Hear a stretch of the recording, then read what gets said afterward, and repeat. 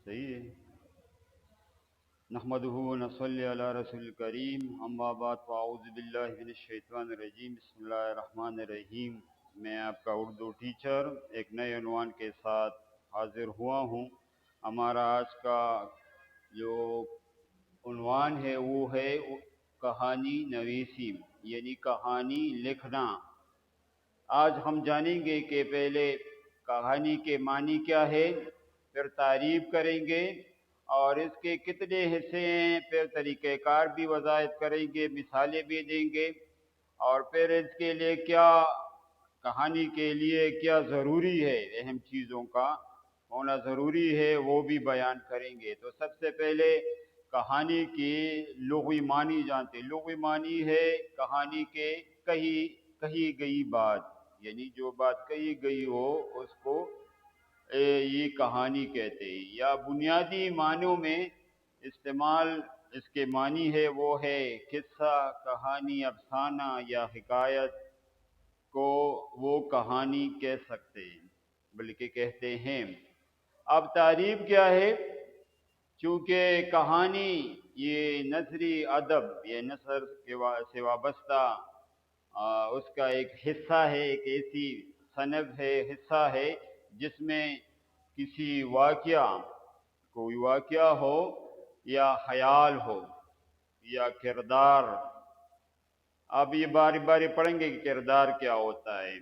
उनको दिलचस्प अंदाज में, ऐसे अंदाज में ये पैदा किया, बयान किया जाए कि जिससे लोगों को पढ़ने में दिलचस्पी पैदा हो जाए। इस अंदाज में बयान किया जाता है, लिखा जाता है ताकि पढ़ने वाला, ताकि कारी जो होता है पढ़ने वाला, उसको सबक या इससे मालूमात या तफरीह, जिसे एंटरटेनमेंट कहते हैं, वो हासिल हो, उसको हम कहानी कहते हैं।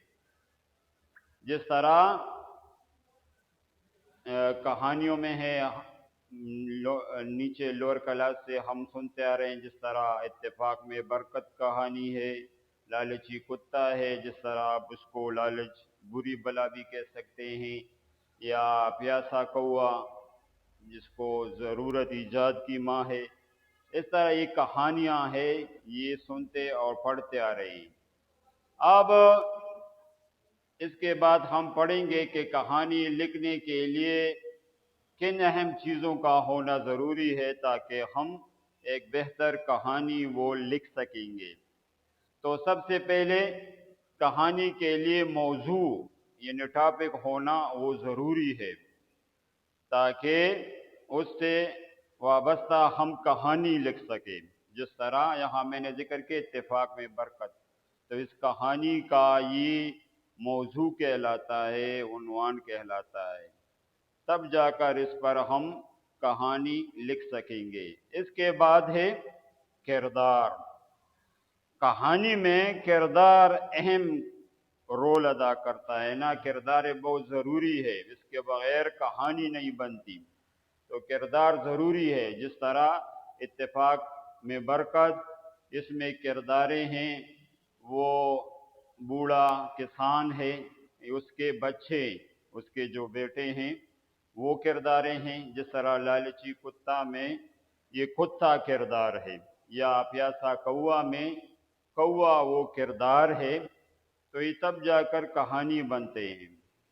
फिर तीसरा है प्लॉट या वाक़या। प्लॉट या वाक़या क्या होता है कि वाक़ये को तरतीब से बयान करना, तरतीब के साथ लिखना, उसको हम प्लॉट या वाक़या कहते हैं।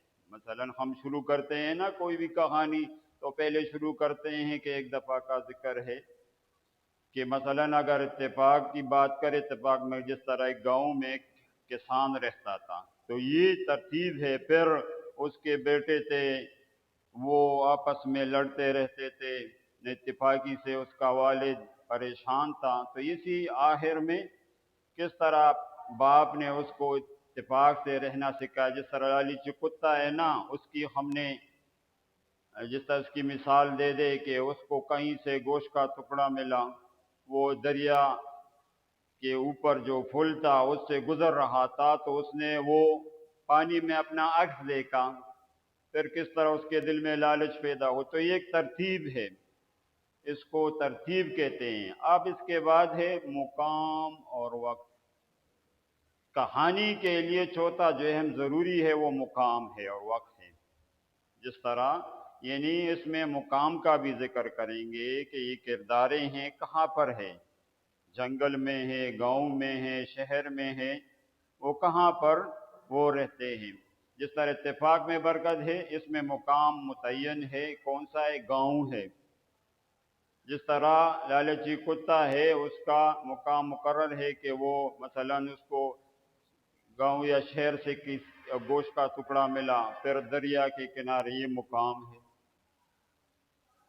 اور اس کے بعد پیاسا کوا ہے نا، اس کا مقام گرمی ہے، وقت کا بھی ذکر ہے، مقام بھی ہے کہ وہ اس کو پیاس لگی تھی، پھر باغ نظر آیا.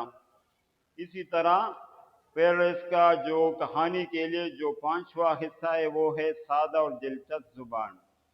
کہانی کے لیے ضروری ہے کہ آپ زبان کو سادہ اور دلچسپ بنائیں.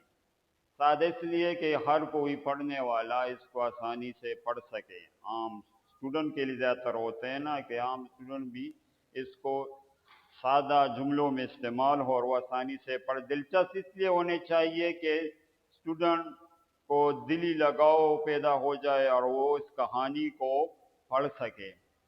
تو یہ تھا 5 حصے اور اس کا آخر میں جو چھٹا حصہ ہے وہ ہے اخلاقی سبق. آخر کہانی میں اخلاقی سبق دیا جاتا ہے. کس طرح؟ جس طرح ہر کہانی کا ایک مقصد ہوتا ہے، کہانی کس لیے بنائی جائے کہ اسٹوڈنٹ کے لیے اس میں کوئی سبق ہے وہ اس کو ملے اور اس سے عبرت حاصل کرے. جس طرح اتفاق میں برکت ہے، تو ظاہر ہے اسی کا مقصد یہی ہے، اخلاقی سبق یہی ہے کہ آپس میں اتفاق سے رہا جائے. اور اتفاق میں برکت ہے کہ سارے کام اتفاق سے کیے جائے تو اس میں برکت رہتی ہے. اسی طرح لالچی کتا، اس کا جو اخلاقی سبق یہی ہے کہ لالچ کرنا بری بلا ہے. یعنی جو لالچ کرتا ہے تو اس کی اپنی چیز اس کے ہاتھوں سے وہ کھو دیتا ہے. اسی طرح پیاسا کوا، اس کے اخلاقی سبق یہ ہے کہ انسان کو جب چیز کی ضرورت ہوتی ہے تو اس چیز کو وہ ایجاد کر لیتا ہے، یعنی اس کے صادر ہو جاتی ہے. اب کہانی کے ہم حصے پڑھتے ہیں، یہ اہم چیزوں کا ہونا ضروری ہے. اب اس کے 3 اہم حصے ہیں. پہلا ہے تمہید، آغاز. تمہید آغاز، اس حصے میں کیا ہوتا ہے؟ حصے میں کہانی کا تعارف بیان کیا جاتا ہے، کرداریں ہوئی، جس طرح کرداروں کا میں نے ذکر کیا. جس طرح اتفاق میں برکت وہ بوڑھا کسان ہے، اس کے بیٹے ہیں. اور پھر جگہ کا بھی، جگہ کا میں نے ذکر کیا کہ وہ گاؤں میں رہتے ہیں. یا اور ایک کہانی ہے شیر اور چوہا.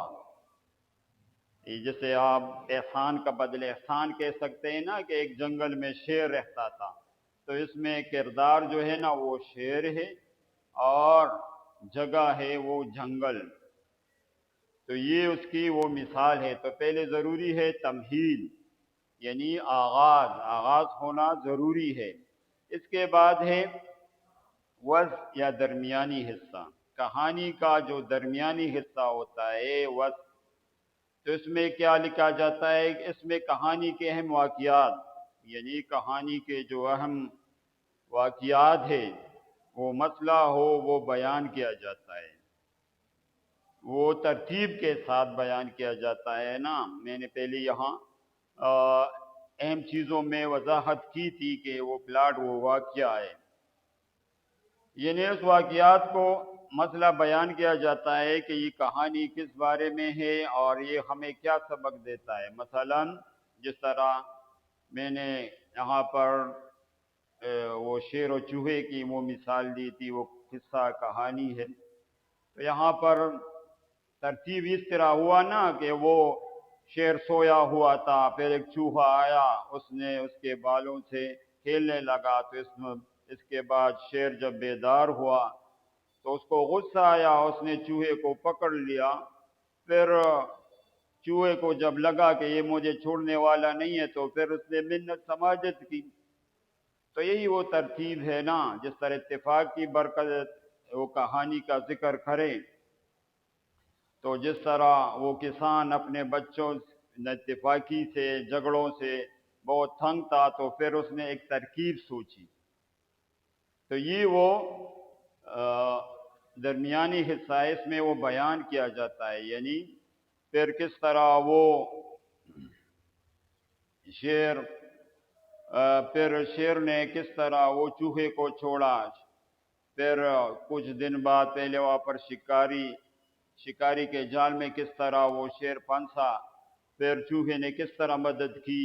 تو یہ ایک درمیانی حصہ اس کو ترتیب کے ساتھ اس طرح بیان کیا جاتا ہے۔ اس کے بعد ہے اختتام۔ اس حصے میں کہانی مکمل ہوتی ہے، اختتام میں ظاہر ہے اس حصے میں کہانی بالکل مکمل ہو جاتی ہے، اور آخر میں آپ اس کہانی کا نتیجہ یا سبق بتایا جاتا ہے یا اخذ کرتے ہیں کہ اس کہانی سے ہمیں کیا سبق ملا، کیا نتیجہ ملا، وہ ہم نے اخذ کیا، اس کو آخر میں بیان کیا جاتا ہے۔ جس طرح یہ شیر و چوہے کی مثال دے دے، تو چوہے نے کس طرح شیر کو وہ جال سے بچایا، شکاری کے جال سے، اور جب اس کو آزاد کیا تو اس نے جو احسان کیا تھا شیر نے، تو اس کا بدلہ اس چوہے نے چکا دیا، اور یہی وہ نتیجہ ہے کہ جو احسان کیا تھا شیر نے تو اس کا بدلہ اس کو وہ مل گیا، چوہے نے اس کی مدد کی۔ یا اس کی مثال دے سکتے ہیں کہ اتفاق میں برکت، کہ کس طرح باپ نے اس کو سکھایا کہ کس طرح اتفاق سے رہا جاتا ہے، ایک لکڑیوں کا گٹا منگوایا، پھر اکٹھے گٹا دیا، باری باری بیٹوں کو آ کے اس کو توڑ دو، سب نے کوشش کی لیکن کسی نے بھی نہ توڑا۔ اس کے بعد ہر وہ جو لڑکا ہوتا ہے نا بیٹا، وہ اس کو الگ الگ سے لکڑی دیتا ہے تاکہ اس کو توڑ سکے، تو جب الگ الگ لکڑی دی تو باری باری سب نے توڑ دیا، تو باپ نے پھر اس کی مثال دے دی کہ جس طرح گٹے میں لکڑیاں اکٹھی ہوتی ہے تو اس کو کوئی توڑ نہیں سکتا، اگر الگ الگ ہو جائیں گے تو پھر ہر کوئی اس کو توڑ سکتا ہے۔ تو یہاں ہم نے سیکھا یہاں پر کہ نہ اتفاقی سے بچنا چاہیے، اتفاق سے رہنا چاہیے، لالچ کتے کی مثال دے دیں کہ لالچ نہیں کرنے چاہیے، لالچ بری بلا ہے۔ میں نے جو شروع سے آخر میں جو کہانی کا لکھنے کا طریقہ اور اہم چیزوں کی وضاحت کر دی، اب اس کے بعد اس کی اہم خصوصیات، کہانی کے لیے خصوصیات کا کون سی خصوصیات کا ہونا ضروری ہے۔ نمبر 1، دلچسپ اور آسان زبان۔ کہانی کے لیے ضروری ہے کہ یہ دلچسپ ہو، کہ ہر کوئی اس کو دل لگا کر دل سے پڑھ سکے، اور آسان زبان میں ہو کہ ہر کوئی اس کو پڑھ سکے۔ دوسرا ہے کرداروں کا ہونا۔